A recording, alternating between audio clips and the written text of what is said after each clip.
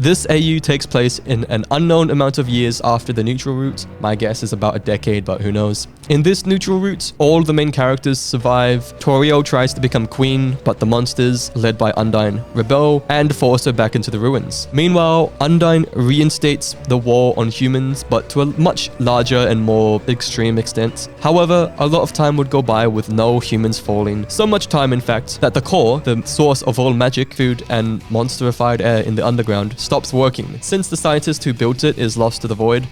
Undyne goes to Alphys for a solution, but she doesn't want to share. With no one left to turn to, Undyne asks for the help from the monsters of the underground, and eventually, Sans takes the call. While the relation of Sans, Gaster, and the core is unknown, even in the original, in this version, Sans is at least somewhat related as he has the blueprints to the core. Undyne is ecstatic, but Alphys, she knows it's not going to work, and she knows the real solution to this problem is standing right in front of her. Time goes by, chaos, and the monsters begin to starve. The core is unable to be fixed despite their best efforts, and many die during this period. Eventually, the stress gets to her and she goes all glitchtail Undyne on us, giving up and resigning herself to, well, a site that Alphys is all too familiar with. Alphys tries to talk her out of it, but nothing is working until she finally brings herself to reveal the solution to their core problem, Sans the skeleton. Now, at the start of this section, you'd have heard me say immortal skeleton, and before I continue, Undertale AUs are made from the author's interpretation of Undertale. So in this AU, Sans is interpreted to be immortal, with his only weakness being his source of power, his Justice Eye. Honestly valid. I was wondering why it was lighting up too. Anyway, Undyne refuses to use Sans as their power source, but the small chance of things turning around is enough to convince her to live on until the next day,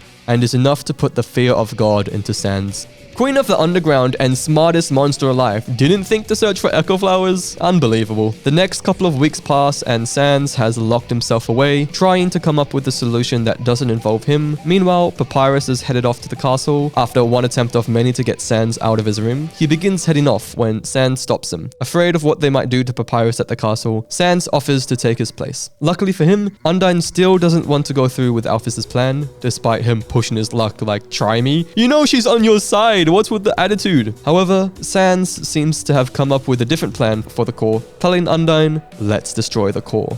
Well, not completely. He wants to take out the core of the core and refuel it, but all Undyne is hearing is destroy the core. And all she's seeing is that problem-solving eye. Her hallucinations and prolonged insanity finally get the better of her, and she tries to extract his eye, but Sans, being Sans, fights back.